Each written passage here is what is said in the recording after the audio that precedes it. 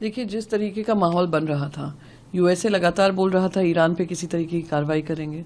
2 दिन पहले वॉर छिड़ने से पहले हमारे खुद के देश के प्रधानमंत्री इजरायल पहुंचे।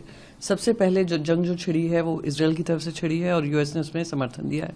तो ये सब जानने के बावजूद पिछले बजट सेशन में जब ब्रेक हुआ था बीच में, जो इसी सेशन में सत्र में पेट्रोलियम मिनिस्टर ने फ्लोर ऑफ द हाउस पे जवाब दिया है कि हमारे पास 72 दिन का ऑयल रिजर्व्स हैं, एलपीजी स्टॉक है, एलएनजी पे कोई किल्लत नहीं है, हमने सब we are prepared for the disruptions.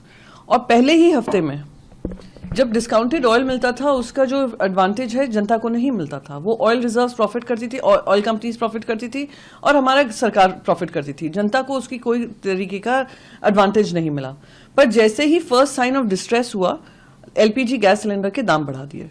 LPG gas cylinder के दाम बढ़ाए पर साथ ही साथ राशन भी करने लग गए डोमेस्टिक यूज के लिए। कमर्शियल यूज का तो ये हाल है कि आज जो मैन्युफैक्चरिंग इंडस्ट्रीज हैं जो गैस पे निर्भर हैं, उनको अपना प्रोडक्शन कट डाउन करना पड़ रहा है। सारी जो रेस्टोरेंट इंडस्ट्री है, होटल इंडस्ट्री है, उन्होंने कहा है महाराष्ट्र हो, कर्नाटका हो, वहां से ये बातें आ रही हैं। यहां तक कि इलेक्ट्रिक क्रेमेटोरियम्स जो चल रहे थे पुणे में, वो बंद कर दिए गए हैं। तो आपने क्या तैयारी की थी? क्या आपको युद्ध का संदेशा नहीं था, अंदाज नहीं था होने वाला है? तो अब प्रधानमंत्री बैठक ले रहे हैं तो हाँ, ये दिखाता है कि उनके लिए प्राथमिकता बन गई है। अब पूरे देश भर में आपने एस्मा लागू कर दिया है, आपने राशन कर दिए हैं, शॉर्टेज पड़ रही है, तो वो आगे बढ़कर उन्होंने मीटिंग ली है। मैं उम्मीद करती हूँ उससे किसी तरीके से जनता को फायदा होगा। एलपीजी गैस के सिलेंडर बड़े ही बड़े, साथ में एयरलाइंस के सरचार्ज, फ्यूल सरचार्ज बढ़ने लग गए हैं।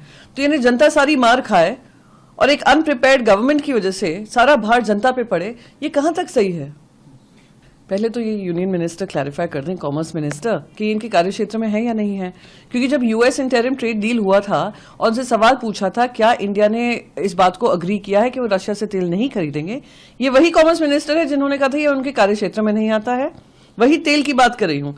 तेल उनके कार्यक्षेत्र में नहीं आता है, ना वो खरीदते हैं, ना ही वो बेचते हैं, ना ही वो ट्रेडर है, ना ही उनका व्यापार है।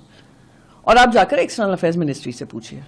और अब यही कॉमर्स मिनिस्टर पेट्रोलियम मिनिस्टर को जो जवाब देना चाहिए वो अपने कार्यक्षेत्र में बता रहे हैं। यानी पूरी की पूरी सरकार जो है जुमलेबाज सरकार है। और अगर अब तेल उनके कार्यक्षेत्र में आ गया है तो अब जनता के मन में जो सवाल है कि क्या इंटरिम डील के लिए आपने ये कॉम्प्रोमाइज किया था, इंडिया के एनर्जी सिक्योरिटी को कॉम्प्रोमाइज किया था, जहां पे आपने कहा हाँ हम रशिया से तेल नहीं खरीदेंगे, जो डोनाल्ड ट्रंप बता रहे हैं, और वही अमेरिका बता रहा है कि उन्होंने 30 दिन के लिए हमारे देश को अलाउ किया है रशियन ऑयल खरीदने के लिए।